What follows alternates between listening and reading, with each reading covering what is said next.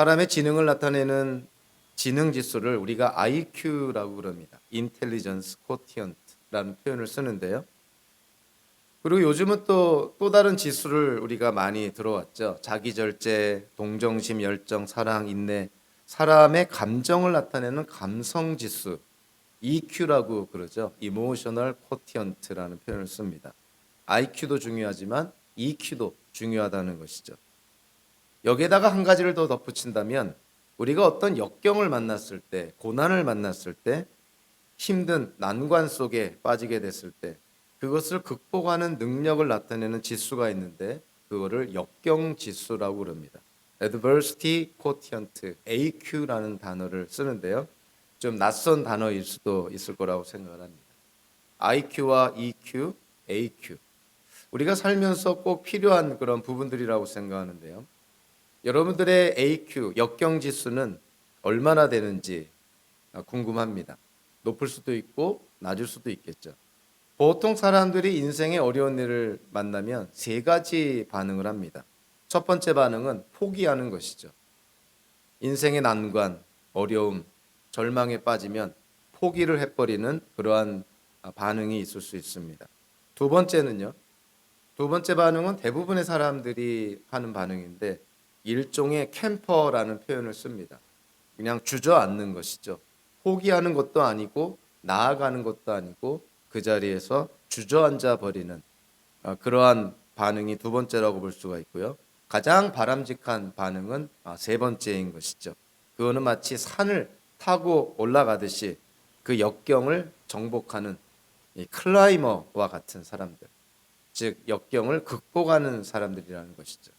그래서 우리의 역경 지수는 우리가 어떤 어려움을 만났을 때 우리의 반응을 통해서 우리가 한번 객관적으로 바라볼 수 있습니다. 포기하는 사람인가? 주저하는 사람인가? 아니면 극복하려고 하는 사람인가? 인생의 위기는 어느 누구에게나 일어나는 것이고요. 어려움과 고난과 시험과 난관은 그냥 인생 그 자체라고 볼 수가 있습니다. 우리의 계획대로 인생이 나아가지도 않고 우리가 전혀 예상하지 못하고 또 기대하지 않았던 그런 어려움들을 우리는 살아가면서 수도 없이 만나게 되는 것이죠. 좋은 상황 속에서 우리의 역량을 충분히 발휘하는 것보다 어려운 상황 속에서 어떻게 우리가 우리 자신을 지키고 그 어려움을 이겨내느냐가 사실 인생을 더 잘 사는 아주 중요한 그런 요소라고 볼 수가 있습니다. 이스라엘 민족도 이제 부푼 꿈을 안고 요단강까지 오게 됩니다. 이제 요단강만 건너면 하나님이 400년 전에 아브라함에게 약속했던 약속의 땅, 가나안 땅이 눈앞에 펼쳐지는데요. 하나님의 하나님 되심을 믿는 이스라엘 민족에게 있어서는 이 가나안 땅이라는 것은 그들에게 주어졌다고 해도 과언이 아닐 정도로 하나님의 약속의 성취라고 볼 수가 있는 것이죠. 그런 부푼 꿈을 안고 광야를 지나 이제 요단강을 건널 준비를 하고 있는데 문제는 요단강이라는 장벽이 눈앞에 펼쳐진 것이죠. 자, 오늘 본문을 통해서 그 당시에 요단강이 어떠한 상태에 있었는지를 우리가 알게 됩니다. 오늘 본문에서 이스라엘 민족이 사람의 힘으로 요단강을 건널 수 없는 그러한 상황에 맞닥뜨리게 되는데요. 자, 이러한 상황에 대해서 이스라엘 민족은 어떠한 태도를 가져야 될까? 어찌 보면 현대를 사는 우리 기독교인들도 마찬가지인 것이죠. 어려운 상황에 부딪히게 될 때, 그리고 우리의 힘과 노력으로 도저히 풀 수 없는 그러한 어떤 난관에 우리가 부딪히게 될 때, 우리는 어떠한 태도를 가져야 될까? 이스라엘 민족이 보여줬던 태도와 마찬가지로 우리도 앞으로 나눌 이와 같은 태도를 가져야 됩니다. 첫째로요, 우리가 인정해야 되는 것이 뭐냐면 우리가 어떠한 상황에 맞닥뜨릴 때, 어떤 어려움을 만나게 됐을 때 우리가 아무리 고민하고 머리를 쥐어짜고 밤새 끙끙 앓는다 해도 그 상황은 바뀌지 않는다는 사실이에요. 이거는 아주 현실적인 그러한 문제인 것이죠. 우리가 걱정한다고 고민한다고 머리를 쥐어짜고 밤새 끙끙 앓는다고 해서 상황이 과연 바뀌어지는가? 일단 우리에게 일어난 상황은 바뀌어지지 않습니다. 이것이 우리가 인정해야 될 부분인 것이죠. 우리 사람은 어쩔 수가 없어서 바꿀 수 없는 상황 때문에 우리가 고민하고 안타까워할 때가 많이 있죠. 사람이니까. 그럼에도 불구하고 우리는 그와 같은 이 어리석음을 우리가 벗어날 수 있도록 노력해야 됩니다. 우리에게 들이닥친 상황은요, 이미 일어난 상황, 바뀌어질 수 없는 상황, 변할 수 없는 상황, 그것을 우리가 인정해야 되는 것이죠. 그래서 예수님께서도 산상수훈에서 우리가 잘 아는 권면의 말씀을 하지 않습니까? 내일 일을 걱정하지 말아라. 내일 걱정은 내일이 알아서 할 것이다. 한날의 괴로움은 그날에 겪는 것으로 족하다. 일어난 일에 대해서 우리가 걱정한들, 고민한들, 정말 우리가 밤새 끙끙 앓는다고 한들 그것은 변하지 않는다는 것이에요. 이스라엘 민족에게 지금 요단강이 눈앞에 펼쳐집니다. 변할 수 없는 상황인 것이죠. 이스라엘 민족이 고민한다고, 이스라엘 민족이 지금 그러한 상황 앞에서 걱정하고 좌절한다고 해서 그 요단강이 갑자기 없어지는 것도 아니고요. 요단강이 갑자기 마른 땅으로 바뀌는 것도 아닙니다. 요단강은 여전히 요단강일 뿐인 것이죠. 결국 그러한 상황을 이스라엘 민족은 어떠한 시각으로 바라볼 것인가? 일어나는 일들은 큰 차이 없이 모든 인생 속에 많은 어려움들이 일어나고요. 예상치 못했던 어려움들이 일어납니다. 그러나 그러한 어려움들을 대하는 우리의 태도가 결국 우리의 삶을 좌우하는 것이죠. 어떠한 태도, 어떠한 애리튜드를 갖고 우리의 상황을 바라볼 것인가. 인정해야 되는 것이죠. 일어난 일은 바꿔지지 않는다. 아울러서 그 이미 일어난 기정사실과 같은 그러한 상황, 그러한 사실에 대해서 우리가 어떠한 관점, 어떠한 시각으로 바라보느냐가 굉장히 중요한 것이죠. 오늘 본문 5절 후반부에 보면 여호수아는 이렇게 말씀합니다. 주님께서 내일 당신들 가운데서 놀라운 일을 이루실 것입니다. 13절에서는 온 땅의 주권자이신 주님의 궤를 맨 제사장들의 발바닥이 요단강 물에 닿으면 요단강 물 곧 위에서부터 흘러내리는 물줄기가 끊기고 둑이 생기어 물이 고일 것입니다. 하나님께서 모세의 뒤를 이어서 이스라엘의 지도자로 여호수아를 뽑은 데에는 여러 가지 이유가 있겠지만 이 오늘 본문을 통해서 보면요, 나중에 결과론적으로는 여호수아는 백전백승 불패 장군이었습니다. 여호수아가 참전한 전쟁에서 이스라엘 민족이 패한 적이 없죠. 여호수아는 인생 끝까지 하나님께 철저하게 순종하며 하나님 중심적으로 살아갑니다. 오늘 본문이 어찌 보면 이 여호수아의 그러한 성품, 그의 일면을 우리에게 보여주는 것이죠. 똑같이 바라봅니다. 요단강 건너야 되는데 지금 건널 수가 없을 정도로 요단강이 넓고 깊고 물살이 셌던 것이죠. 어린아이들, 노약자들, 동물들까지 데리고 이걸 어떻게 건널까? 똑같이 좌절감에 빠져 있을 때 여호수아는 그 상황을 하나님 중심적으로 바라보는 것이죠. 하나님께서 가나안 땅을 약속의 땅으로 허락해 주셨으니 지금 눈앞에 보이는 이 장벽도 얼마든지 하나님 안에서 극복할 수 있다는 하나님께 대한 믿음과 신뢰가 여호수아의 마음에 가득 차 있습니다. 그러니까 같은 상황을 다른 시각과 관점으로 바라보는 것이죠. 목사 안수를 받고 제가 처음으로 그 단독 목회를 한 데가 플로리다 잭슨빌이라는 곳인데요. 그 잭슨빌이라는 그 곳에 그 교회 이름이 잭슨빌 베델 장로교회였었는데 그 교회를 부임했을 때 그 교회가 어떤 상황이었었냐면 미국 교회 건물을 빌려서 예배를 드리고 또 모임을 가졌던 그런 상황이었습니다. 그런데 부임한 지 한 달도 되지 않아서 교회를 나가달라는 통보를 받게 됩니다.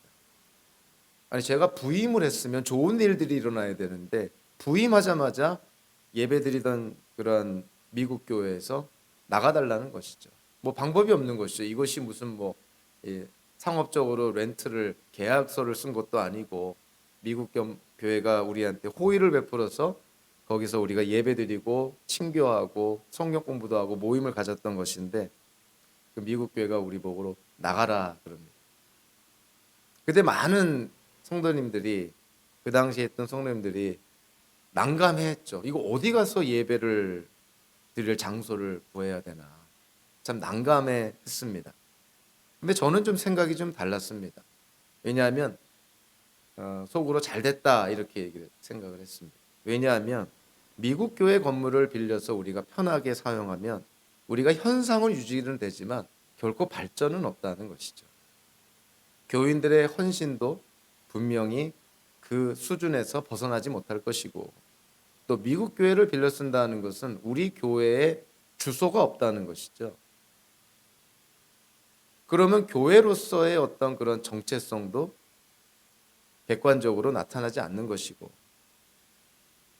교인들이 헌신하지 않는다면 신앙도 성장하지 않는 것이고요. 저는 그 교회 부임해서 한 달 정도 지나면서 그런 생각을 하게 됐습니다. 우리가 어쨌든 이 미국 교회를 빨리 벗어나야 되는데 이걸 벗어나야 우리가 교회로서 새롭게 성장할 수 있고 자립할 수가 있는데 이걸 어떻게 벗어나야 되나. 하나님께서 이것도 하나님의 뜻이라고 생각을 합니다. 하나님께서 미국 교회로 하여금 우리 보러 나가라는 어찌 보면 기도 응답처럼 그렇게 들립니다. 그래서 그 당시 교인들이 당황해하고 많이 좀 어려운 그런 모습들을 보였는데 저는 교회 건물 예배드릴 장소를 찾으면서요. 그 플로리다 비치 그쪽에 관련된 도로들을 운전하면서 저는 굉장히 기대가 컸습니다. 하나님이 어떠한 장소를 예배해 주셨을까? 하나님이 또 어떻게 이 교회를 세워나가실까? 결과론적으로는 하나님께서 예배하신 좋은 분을 만나게 됐고요. 그분을 통해서 그분이 관리하고 있던 한 건물을 우리가 렌트해서 들어가게 됐습니다. 그러니까 미국 교회를 빌리는 것 같은 그런 것이 아니라 우리가 정당하게 렌트비를 주고 어떠한 건물의 일정 분량의 공간을 우리가 사용하게 된 것이죠. 나중에 결과론적으로 보니까 사실은 그때부터 교회가 세워지기 시작하고 사람들이 오기 시작을 합니다. 그러니까 미국 교회 안에서 그냥 편안하게 그냥 현상을 유지하던 때랑 헌신은 해야 되죠. 렌트비가 한 달에 벌써 몇천 불이 들어가야 되고 거기에 따른 유틸리티비며 뭐 여러 가지 헌신이 들어가야 되지만 그런 어떤 헌신과 함께 그러한 난관을 우리가 하나님 안에서 그렇게 대처해 나아가니 결과론적으로 교회가 성장하고 그때가 하나의 전환점이 되었던 것이죠. 우리에게 들이닥치는 일들, 우리의 뜻과 우리의 의지와 또 심지어는 우리의 죄와 관계없는 그러한 어려운 일들이 허다하게 우리에게 일어납니다. 관건은 우리가 그와 같은 일들을 어떠한 관점으로 바라보느냐가 중요한 것이죠. 결국 우리의 태도가 중요하다는 것입니다. 인생의 위기를 맞았을 때, 삶의 어려움을 우리가 부딪혔을 때 우리는 바른 태도를 취해야 될 뿐만이 아니라 거기에 합당하게요. 우리에게 주어진 여건 안에서 최선을 다해야 됩니다.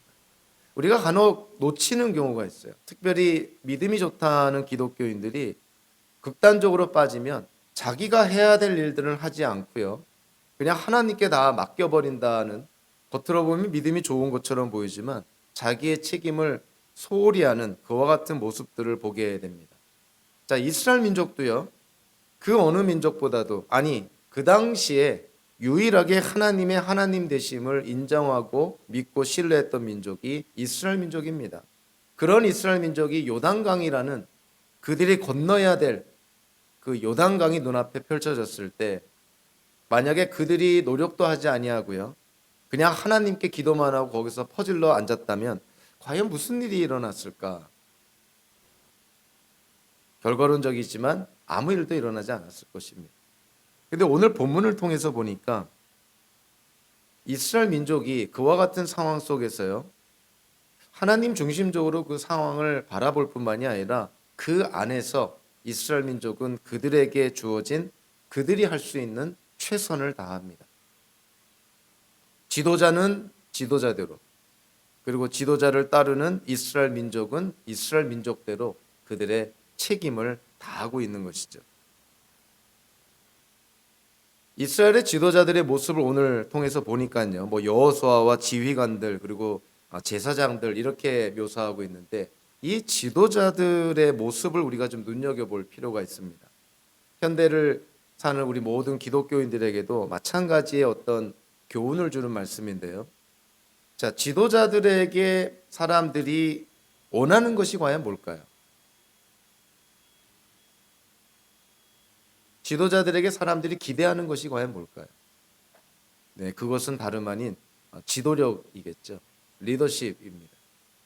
결국 공동체를, 이스라엘 민족을 이끌어갈 지도자로 하나님이 세워주셨으면 이스라엘 민족에게 그들은 지도력, 리더십을 발휘해야 될 책임이 있는 것이죠. 그래서 오늘 본문에서 보면 이 언약궤를 맨 제사장들이 이스라엘 민족 앞에서 나아갑니다. 6절에 보니까 여호수아가 제사장들에게 언약궤를 메고 백성보다 앞서 건너가라고 명령하자 그들은 언약궤를 메고 백성들 앞에서 나아갔다. 자, 이 당시에 그 요단강은요, 추수하는 시기, 그래서 평상시 때보다 요단강의 폭도 넓고요, 수심도 깊고요, 물살도 급해서 이게 보통 사람들이 건너갈 수 없는 그런 요단강이었다는 것이죠. 이 시기에 요단강을 건넌다는 것은 정말 그건 자살행위나 다를 바가 없었다는 것이죠. 근데 200만 명에 가까운 남녀노소를 포함한 200만 명에 가까운 이스라엘 민족, 수많은 동물들, 가재도구들, 그 모든 거를 갖고 요단강을 건넌다? 이거는 말이 안 되는 상황이었던 것이죠. 자, 그러한 상황에서 누가 먼저 솔선수범을 보입니까? 지도자들이 솔선수범을 보입니다. 여호수아가 하나님의 계시를 받아서, 하나님의 말씀을 받아서 지도자들에게 그 말씀을 전해주고, 지도자들이, 제사장들이 언약궤를 메고 그 물살이 심하고 수심도 깊고 정말 도저히 건널 수 없는 요단강에 제사장들이 먼저 들어가게 됩니다.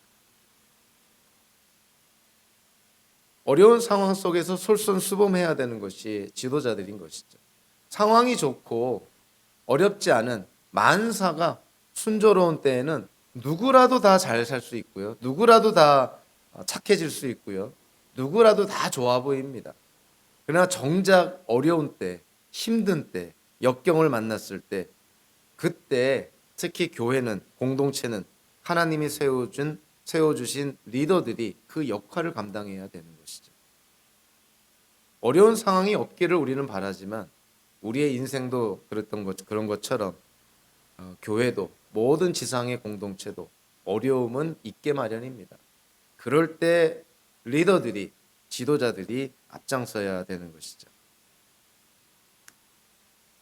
그래서 8절에 보면 이제 너는 언약궤를 맨 제사장들에게 요단강의 물가에 이르거든 요단강에 들어가서 서 있으라고 하여라. 요단강에 들어가서 요단강 한가운데 서 있으라는 것이죠. 자, 여호수아가 하나님의 말씀을 받아서 제사장들에게 이와 같이 명령을 내리는데, 아까도 얘기했지만 이거는 불가능해 보이고 정말 미친 짓과 같습니다. 수심도 깊고 물살도 빠르고 정말 도저히 사람이 건너갈 수 없는 거기에 언약궤를 맨 제사장들로 하여금 요단강 안에 들어가서 서 있으라니, 들어가면 빠질 게 뻔한데 어떻게 서 있으라는 것일까요? 자, 그럼에도 불구하고 제사장들이 여호수아의 말에 순종을 하고 언약궤를 메고 요단강 안으로 들어가게 됩니다. 사실 하나님의 기적은, 하나님의 역사는 거기서부터 시작이 된 것이죠. 이스라엘 민족이 손끝 하나 발끝 하나 움직이지 않는 그러한 상황에서 하나님의 기적이 일어난 것이 아니라 이스라엘 백성, 특히 지도자들이 하나님의 말씀에 순종하여 요단강에 발을 딛고 들어갔을 때, 그때 기적이 일어난 것입니다. 성경에는 분명히 나와 있지 않지만 어떤 성경학자는 그렇게 얘기를 합니다. 이스라엘 민족이 출애굽하여서 홍해가 눈앞에 펼쳐졌을 때 그 홍해가 왜 어떻게 갈라졌는가? 물론 상상이 좀 들어가긴 했지만 모세가 이 홍해에 발을 딛는 순간 홍해가 갈라지기 시작한 것이 아닌가. 물론 상상이 들어가긴 했지만 참 일리 있는 그런 상상이라고도 생각을 합니다. 이스라엘의 지도자들이 요단강에 발을 디뎠을 때 그때 하나님의 역사가 일어났던 것이죠. 이스라엘의 지도자들만 하나님의 말씀에 순종한 것이 아니라 오늘 보면 4절, 5절, 16절을 통해서 보면 이스라엘 민족들 또한 이스라엘의 지도자를 따라서 그렇게 요단강으로 들어가는 모습이 나옵니다. 명령을 하죠. 4절, 5절에 보니까 그러나 당신들과 언약궤 사이에는 2000보쯤의 거리를 띄우고 그 궤에 가까이 가지 마시오. 당신들은 자신을 성결하게 하시오. 이스라엘 민족에게 명령한 것이 뭐냐면 2000보쯤 약 900m 떨어져서 언약궤를 맨 제사장들을 따라가라는 것입니다. 자, 그러니까 지도자들만 하나님께 순종하고 지도자들만 그들의 책임을 다했을 때 하나님의 역사가 일어난 것이 아니라 지도자는 지도자대로, 지도자를 따르는 팔로워들은 또 팔로워들대로 그들의 책임을 다했을 때 지도자와 민족이 같은 마음을 품고 움직였을 때 하나님의 역사가 있었던 것이죠. 우리가 인생의 위기를 만났을 때 기독교인들이 빠질 수 있는 몇 가지 피해야 될 극단들이 있습니다. 첫째는요, 영성지상주의라고 얘기할 수 있는 것이죠. 자기는 손 하나 까딱하지 않고 그냥 무조건 기도원에 올라가서 기도만 하는 영성지상주의. 이거 우리가 참 조심해야 될 부분인 것이죠. 두 번째로 이와 또 다른 극단은요, 세속주의라고 볼 수가 있는데 하나님을 배제한 상태에서 금전이나 인맥이나 관맥 이런 거를 통해서 일을 해결하려는 그러한 경우들, 철저히 인본주의적인 것이죠. 이와 같은 것들도 우리가 피해야 됩니다. 또 다른 측면으로는요, 운명론에 빠지는 사람도 있는데 아주 극단적인 칼빈주의자들 가운데 이런 사람들이 있죠. 어차피 하나님께서 다 예정하신 일이니 우리는 손 놓고 기다려보자. 어차피 우리가 뭘 했던 하나님께서 다 예정하신 일이니까 하나님께서 예정하신 일을 우리가 어떻게 변경시킬 수 있겠는가. 운명론에 빠지는 경우도 있는 것이죠. 그리고 또 하나는 율법주의에 빠져서 모든 것이 우리 행위에 달려있다. 내가 노력해야 되고 우리가 어떻게 하느냐에 달려있다. 자, 이와 같은 것들이 우리 기독교인들이 피해야 될 아주 위험한 극단들 중에 하나입니다. 영성지상주의, 세속주의, 운명론자, 율법주의. 하나님의 하나님 되심을 우리가 인정하면서 오늘 본문에서 나오는 이스라엘의 지도자들과 이스라엘 민족은 그들에게 주어진 책임을 다합니다. 가나안 땅이 하나님의 약속의 땅이고 지금 그 하나님의 약속이 이루어지고 성취되는 것을 이스라엘 민족이 알았지만 그럼에도 불구하고 그들 눈앞에 펼쳐지는 요단강이라는 정말 그들이 극복해야 될 인간적인 힘으로 극복할 수 없는 난관이 부딪혔을 때 그들은 하나님 중심적으로 그 요단강을 바라봤고 또 그들은 하나님의 말씀에 순종해서 그들의 책임을 다합니다. 인생의 위기를 맞았을 때 우리가 그 인생의 위기를 어떠한 관점으로 바라보느냐 중요한 것이죠. 그리고 그러한 상황에서 우리가 할 수 있는 최선을 다해야 되는 것도 또한 우리의 책임이기도 합니다. 여기에 아울러서요, 어찌 보면 가장 중요한 부분이라고 할 수 있는 것, 그것은 뭐냐면 그런 인생의 위기 가운데서도 난관 속에서도 우리가 하나님의 주권을 인정해야 된다는 것이죠. 왜 이런 일이 일어났는가? 왜 이런 어려운 일이 내 인생에 이렇게 생기는가? 왜 다른 사람은 하나님을 믿지 않아도 잘 먹고 잘 사는데 왜 나는 하나님께 순종하며 하나님의 말씀대로 살고자 하는데 왜 이런 어려운 일들이 생기는가? 자, 그러한 어떤 인간적인 불평을 일단 접어두고요. 일어나는 모든 일에 대한 하나님의 주권을 인정하며 그분을 의지하고자 하는 마음이 중요합니다. 불평하기보다 의지하는 마음. 그리고 우리가 생각하는 것을 초월해서 하나님의 뜻 속에 일어나는 일들이 굉장히 많은 것이죠. 그래서 우리가 이해하지 못한다고 해서 우리가 인정하지 않는다고 해서 우리에게 일어난 일이 다 악하거나 나쁘다고 볼 수는 없는 것이죠. 오늘 본문에서도 보면은 이스라엘 민족이 하나님의 주권을 인정하는 그러한 상징적인 행동들이 많이 나옵니다. 그 상징적인 행동의 중심에 있는 것이 뭐냐면 바로 언약궤라는 거예요. 하나님의 궤 또는 법궤, 언약궤라고 표현된 이 언약궤가 바로 이스라엘 민족이 하나님의 주권을 의지하는 상징이 되는 것이죠. 언약궤의 의미가 뭘까요? 언약궤는 하나님의 존재를 가리킵니다. 이스라엘 민족 안에 언약궤가 있다는 것은 그 언약궤에 하나님께서 함께 하신다. 즉 이스라엘 민족과 함께 하신다는 것을 우리에게 말해주고 있는 것이죠. 그래서 이스라엘 민족이 요단강을 향하여 나아갈 때 제사장들로 하여금 앞장서라고 했을 때, 자, 제사장이 들고 간 게 뭐예요? 언약궤를 들고 갑니다. 그 언약궤가 상징하는 게 뭐라 그랬죠? 하나님의 존재. 그러니까 이스라엘 민족이 행진에 나아갈 때 그 이스라엘 민족의 앞길을 열어주시는 분이 하나님이시다는 믿음을 갖고 나아가는 것이에요. 그냥 무작정 그냥 맨 땅에 헤딩하는 식으로 막무가내로 나아가는 것이 아니라 그들은 하나님의 주권을 인정하고 하나님께 대한 믿음과 하나님께 대한 신뢰가 있습니다. 그거를 보여주는 것이 언약궤였다는 것이죠. 이스라엘과 함께 하신다는 하나님의 약속. 그 약속이 언약궤 안에 있는데 제사장들이 이스라엘 민족 앞에 서서 나아갈 때 그 언약궤를 들고 나갔다는 거예요. 하나님께서 우리의 앞길을 열어주신다. 지금 요단강이 창궐하여서 도저히 인간의 힘으로 건널 수 없는 상황이지만 하나님을 의지해서 나아갑니다. 그 언약궤가 그것을 지금 말해주고 있는 것이죠. 그러니까 언약궤의 의미가 하나님의 존재라면 다시 한번 언약궤의 위치가 어디에 있었다고요? 이스라엘 민족 맨 앞에 있는 것이죠. 그러니까 이스라엘 민족을 인도하시는 분이 하나님이시다 하는 것을 이와 같은 상징적인 행동을 통해서 보여주고 있는 것이죠. 제사장들이 언약궤를 들고 요단강에 들어갑니다. 언약궤의 의미가 하나님의 존재요. 언약궤의 위치가 즉 하나님의 인도하심을 우리에게 보여준다면 즉 언약궤는 어떠한 역할을 할까요? 언약궤를 통해서 하나님의 능력이 일어나게 되는 것이죠.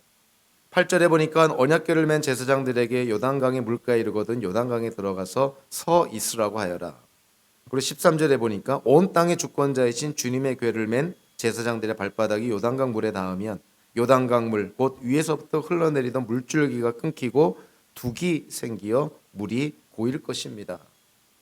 하나님의 약속에 대한 이 여호수아의 믿음 그리고 여호수아의 명령에 대한 제사장들의 철저한 신뢰와 순종.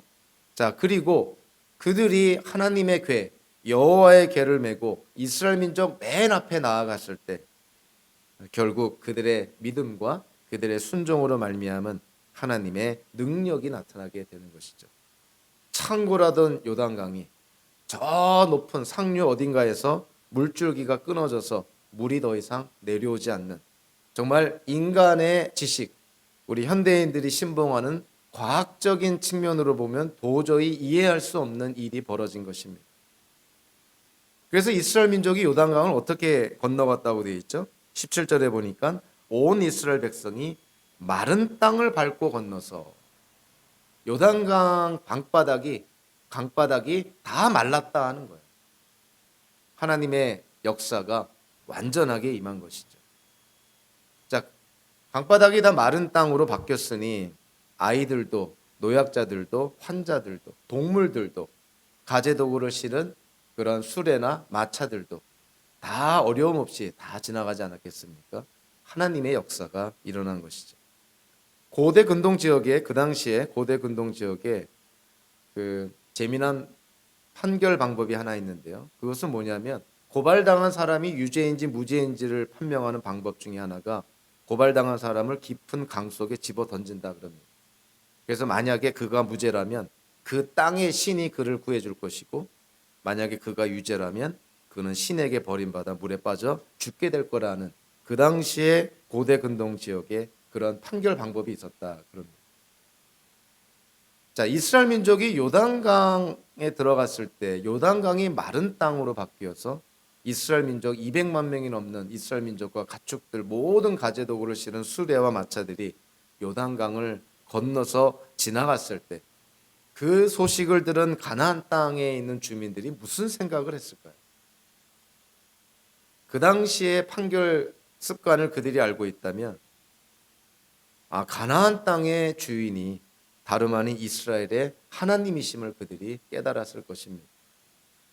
그래서 우리가 이 여호수아기 2장에서 정탐꾼들이 여리고성에 갔을 때 라합이 그 이스라엘의 하나님에 대해서 들은 것 아니에요? 홍해를 가르고 이스라엘 민족을 구출한 그 하나님, 그 하나님이 진정한 하나님이심을 그 여리고성에 살고 있는 아모리 사람 라합이 믿고 하나님을 자기의 하나님으로 받아들인 것 아닙니까? 자, 오늘 본문에서 요단강이 말랐다. 이스라엘 민족이 한 명도 물에 빠지지 않고 마른 땅을 밟아서 요단강을 건넜다. 그 소식을 들은 가나안 땅의 주민들이 어떠한 마음이었을까요? 아마 가슴이 철렁했을 것입니다. 와, 이스라엘의 하나님이 홍해만 가르고 홍해를 마른 땅으로 만들어서 이스라엘 민족을 홍해를 건너게 하신 것뿐만이 아니라 이제는 가나안 땅의 길목이라 할 수 있는 요단강까지 마르게 하셨구나. 믿고 싶지 않아도 일어난 그러한 실제적인 사건에 가나안 사람들은 아마 다 겁에 질렸을 것입니다. 우리는 이스라엘 민족이 이와 같이 요단강을 건너는 이러한 사건들을 통해서 정말 이스라엘 민족이 보여준 오늘의 이 모습을 통해서 현대를 사는 우리가 어떠한 삶을 살아야 될지를 우리에게 또한 보여줍니다. 자, 이스라엘 민족은요, 요단강이라는 그런 위기에 맞닥뜨렸을 때 그들은 가데스 바네아에서 출애굽 1세대들이 그 정탐꾼들의 보고를 듣고 우리는 다 죽은 자들이다. 다시 지도자를 세워서 이집트로 돌아가자. 이렇게 아우성치고 원망하던 출애굽 1세대와는 전혀 다른 모습을 보여주고 있죠.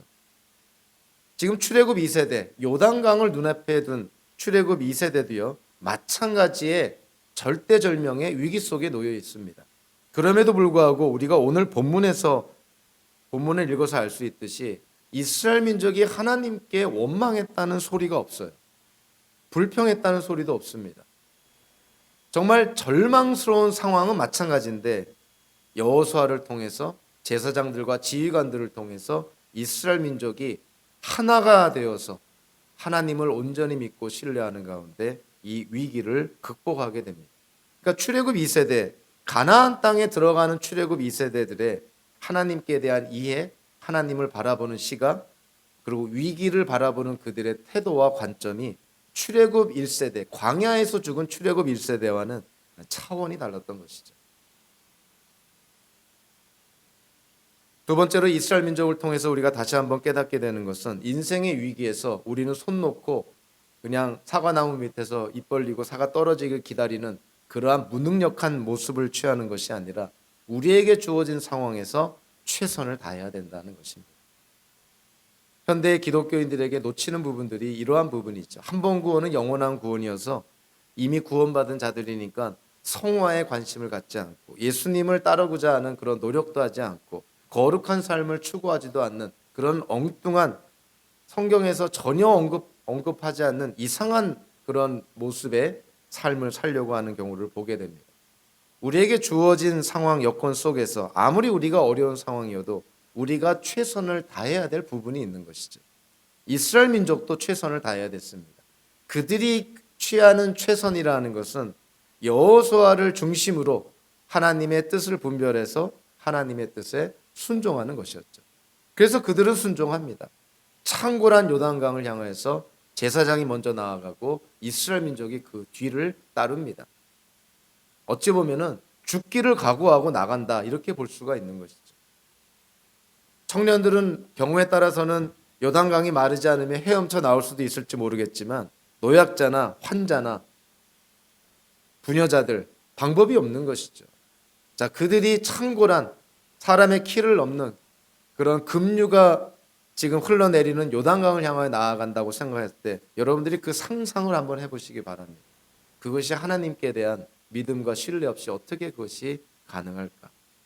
그래서 이스라엘 민족에게서 우리가 또 배워야 될, 오늘 본문을 통해서 우리가 깨달아야 될 것은 인생의 주관자, 인생의 주인이 하나님이심을 우리가 다시 한번 인정해야 된다는 것이죠. 하나님의 주권을 인정하자는 것입니다. 그래서 오늘 본문도 성경을 이해하고 성경을 해석하고 성경을 우리의 삶에 적용하는 데 있어서 정말 신비한 관계, 미스테리어스한 그런 관계 다시 한번 우리가 만나게 되죠. 그것은 하나님의 주권과 인간의 책임이라는 관계예요. 하나님의 주권을 인정하되 우리에게 주어진 상황에서 우리는 최선을 다해야 된다는 것입니다. 여러분들 인생의 어려움을 만났을 때 여러분들 어떠한 태도를, 어떠한 관점으로 그 인생의 위기를 바라봅니까? 이미 일어난 일은 돌이킬 수 없는 상황. 그럼에도 불구하고 우리가 그 안에서 할 수 있는 최선을 다해야 된다는 것. 그렇지만 그 모든 것을 주관하시는 하나님의 주권을 우리가 또한 인정해야 된다는 것이죠. 자주 제가 하는 말씀이지만 한자 성어 가운데 그 진인사 대천명이라는 한자 성어는 그거를 지은 사람이 하나님의 존재를 믿지 인정하지 않았다 하더라도 그 표현 자체는 지극히 성경적인 것이에요. 우리가 할 수 있는 최선을 다하고 그 결과를 물론 한자로는 하늘에 맡긴다는 거지만 우리 기독교인들은 결과를 하나님께 맡기는 것입니다. 최선을 다하고 하나님께 맡기는 것이죠. 인생의 위기, 인생의 고난, 인생의 역경은 누구에게나 일어납니다. 저와 여러분들, 또 우리가 구성하고 있는 가정에도 일어나고요. 우리가 구성하고 있는 이 공동체에도 분명히 일어날 것입니다. 위기를 맞닥뜨릴 때 우리는 어떠한 태도로 바라볼 것인가? 오늘 이스라엘 민족이 요단강을 건너는 이 사건을 통해서 우리에게 하나의 좋은 경험과 가이드라인이 되기를 바라고요. 여러분들도 여러분들의 인생 속에 이러한 역경에 부딪혔을 때 이 여호수아기 3장에 나오는 이스라엘 민족의 모습을 우리가 그려보면서 그 역경을 주님 안에서 잘 이겨나가는, 그래서 하나님의 뜻을 이루어드리는 저와 여러분들 되시기를 주님의 이름으로 축원합니다. 기도하겠습니다. 사랑의 하나님 감사합니다.